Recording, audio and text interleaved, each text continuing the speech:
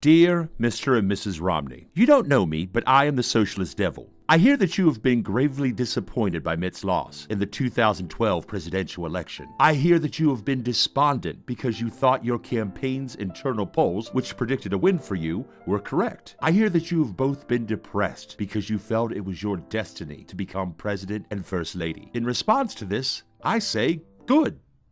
Now, don't get me wrong. I don't wish that anything untoward or tragic happened to your family. I just think that a bit of disappointment is good for the soul, even a bit of crushing disappointment. Especially because, to be honest, your disappointment is a bit of an insult to real disappointment. Let me explain. You didn't get the job you wanted, and now you have to retire to a massive fortune. For most of us on the bottom, that would be winning the lottery. Granted, the job you wanted would have put you in the history books, and reluctant fifth graders would write reports about you 100 years from now. However, you don't know true disappointment. True disappointment is having your only vehicle die on you and not being able to fix it because you can't afford it, and then wondering how you will be able to get to work the next day. True disappointment is never going on a family vacation or even out to dinner because you are doing the responsible thing by paying off your medical bills. True disappointment is telling your daughter that you can't afford to pay for dance lessons for her that the other girls get because most of your money goes for rent, utilities, and groceries, and for a car payment, car insurance, and gas so that you can get back and forth to work so that you can barely pay for the rent, utilities, groceries, car payment, car insurance, and gas. True disappointment is being in love with a member of the same sex but having a relationship that is considered legally inferior because it offends some people's religious beliefs. You guys have had it pretty good compared to the rest of us, so I think that a little bit of depression would be good for you. However, I don't think that the loss of the presidency is the entire cause of your depression. I think it goes a bit deeper than that. I think the cause of it is that your lives are hollow and meaningless. Now that is a pretty nasty charge to level at someone, so let me explain.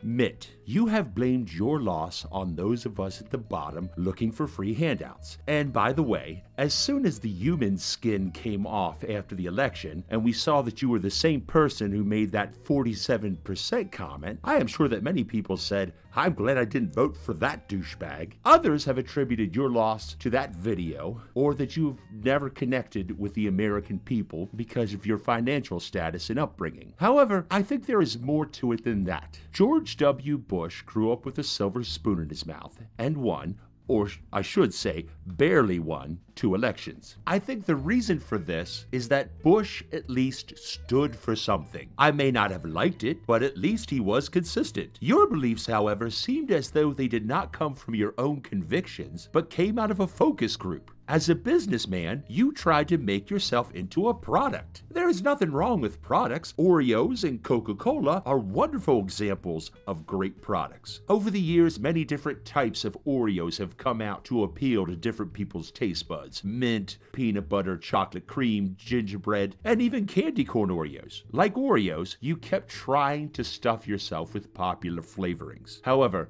people may love candy corn Oreos, but they don't want one as president. You might argue that many celebrities use political beliefs as products.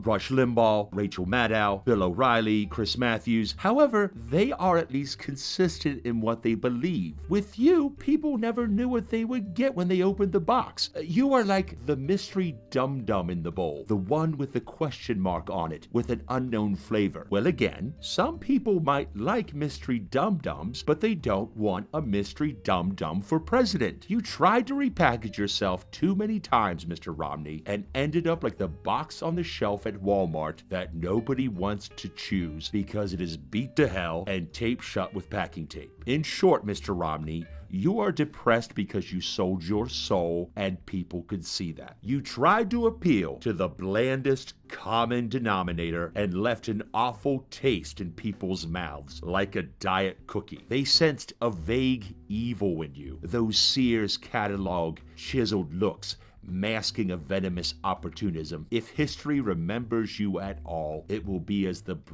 cream Bogart, who disappeared in a puff like a brief hallucination because you tried to go every direction at once. And now to Anne. I am sure that you are an excellent mother and wife, yet I question your motives as well. I think that it is no secret that rich people compete with each other to buy rare things that nobody else has. However, while many wealthy people have original Van Goghs or Rembrandts, if Mitt won, you would have belonged to the most exclusive women's club in history, the First Ladies. I almost have the sense that you were waiting for Mitt to present you with the White House like a big shiny ring on election night, like a Kay Jewelers moment, although I'm sure you don't shop there. It was like you were waiting for Mitt to turn to you and say, "I got this White House for you, Anne, because, gee willikers, I couldn't have done it without you." Mr. and Mrs. Romney, you personify everything that poor and middle-class people detest about the wealthy. Life is about more